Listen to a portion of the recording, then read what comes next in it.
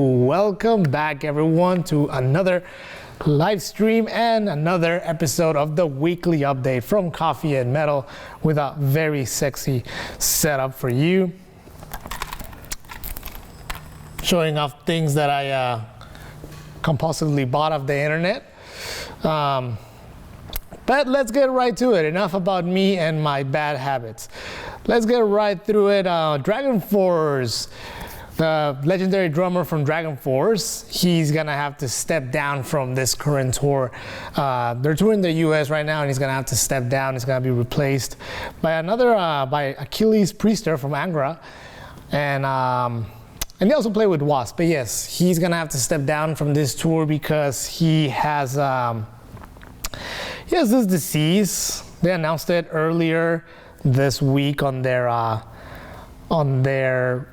Facebook and their Twitter with a picture of him smiling on a hospital bed. So I think it's gonna be, I think things are gonna be okay, but apparently he was hospitalized for myocarditis, I think that's what it's called, inflammation of the heart muscle. So, I mean, everyone in Dragonforce has a huge heart, so I think they're all at risk. But anything, hoping for a speedy recovery.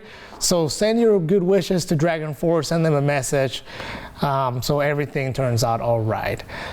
Anyway, let's see what's next. Now, Anthrax, some news about Anthrax, kind of exciting. I'm kind of excited about this.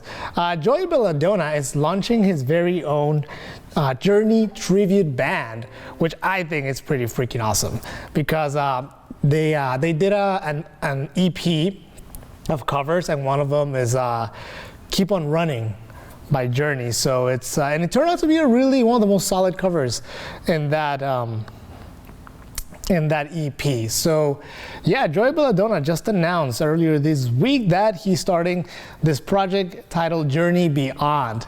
Wink wink.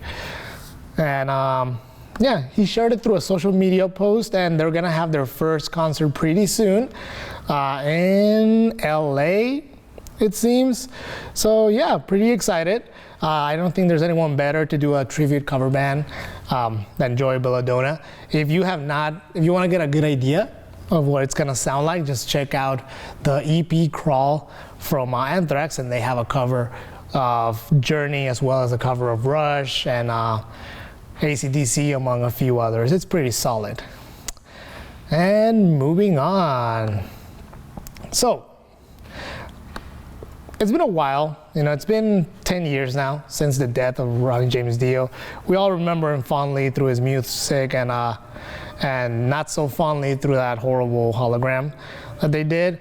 But Wendy Dio, the widow of Ronnie James Dio, says she's been finding unfinished Dio songs, but she just doesn't want to put them out in the market because she just doesn't want to, as she says, I don't want to flood the market with just a bunch of old crap.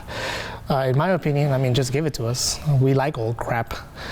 Anyway, Wendy Dio says that, here and there when she goes through a garage and old things, she just keeps finding new material from Dio that he never released. And she says that, yeah, she finds it all the time, and hopefully in the future they'll release it. But she said when the technology gets better and good enough to complete those songs, make them sound great. And I thought hammers were the worst thing that could happen. Yeah. Anyway, Yes, my mom hammering a wall isn't as bad. Yeah. Anyway, and what's up to the people on the live stream? A couple of my friends are there. You're not excited, he says, one of my friends. Well, fuck you, Gabriel. Anyway, speaking of Ronnie James Dio, his Stand Up and Shout Cancer Fund just turned 10 years old. So, and they celebrated with an awards gala and a live concert. And yeah, it's been 10 years since this foundation from Ronnie James Dio started, and it's been helping a lot of people, gathering money and charity money for this cause, helping people with cancer. And they had a really nice gala with a bunch of with people doing covers of Dio and songs from his time and when he was alive, and people included Tim Ripper Owens was there. Oni Logan was there, which is pretty awesome. And I can't think of better people to do a cover of a Dio song than those two individuals. And let's see, they also had a magician apparently. And Sebastian Bach was there. I don't care much about Sebastian Bach, which is funny because Sebastian Bach actually recently, he just had a cake smashed in his face by none other than Roger Daltrey from The Who.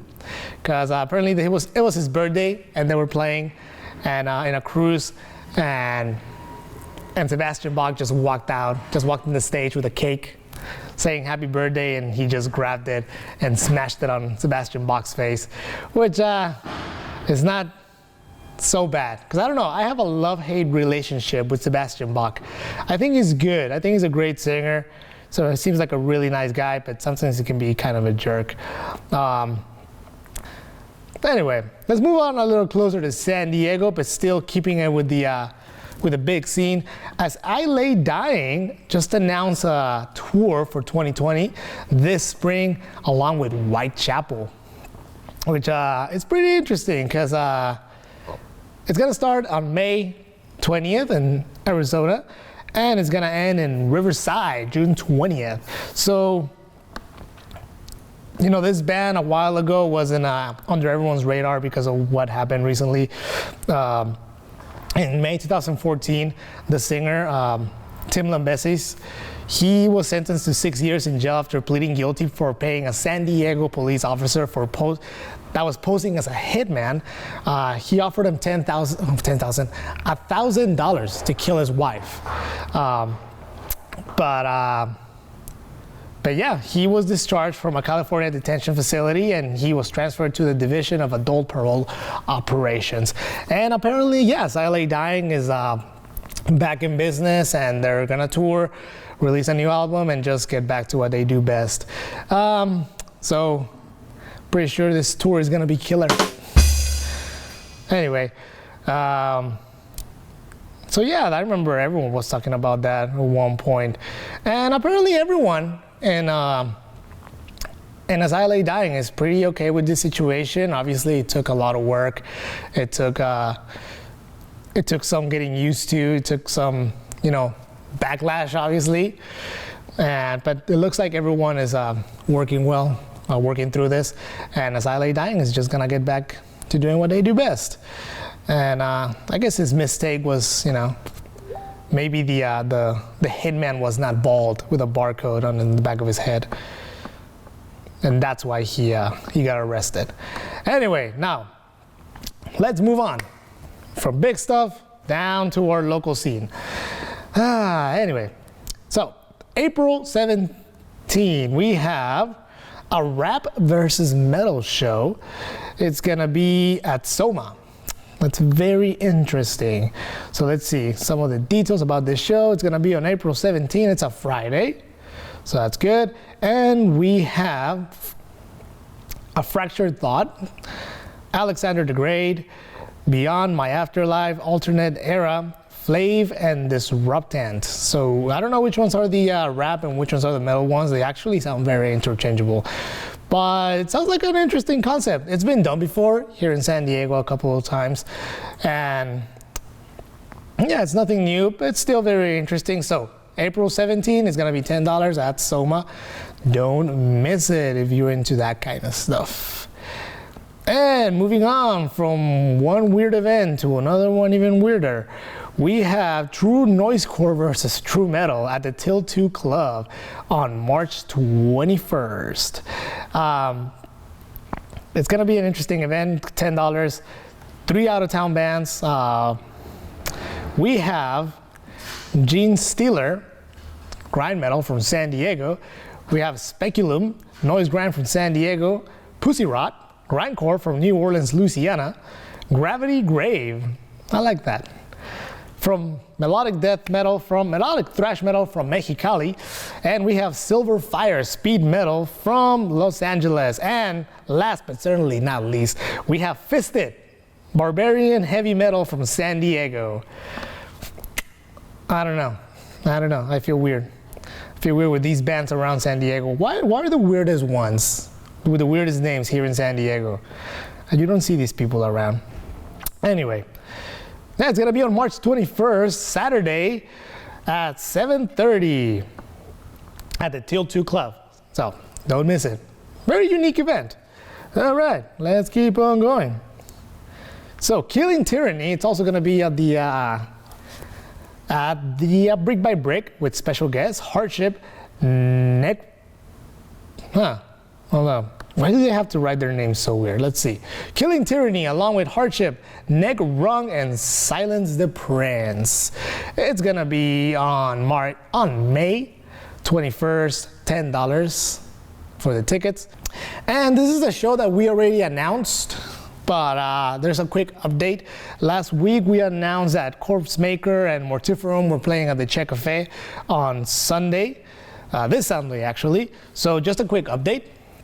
Due to some circumstances, Ty Levin announced that the Sunday show will be starting a little bit earlier. Doors will open at 6, and the show will start at 7. Mortiferum will be playing third, with Corpse Maker finishing off the night. So originally, I think it was the other way around. And, you know, it's usually the way it goes right here in our underground scene. Things change all the time, and sometimes they do last minute. Anyway, moving on with our friends from Super Metal World. They have a new episode today, so go check it out. They are interviewing Matt Bacon from Dropout Media, and they talk about, you know, do-it-yourself music producing, marketing, and just basically doing your own music, recording and all that. And it's very insightful, especially if you want to start your own metal project and you really have no idea where to start. This episode will give you sort of an idea, because, you know, the guys from Super Metal World do something very similar.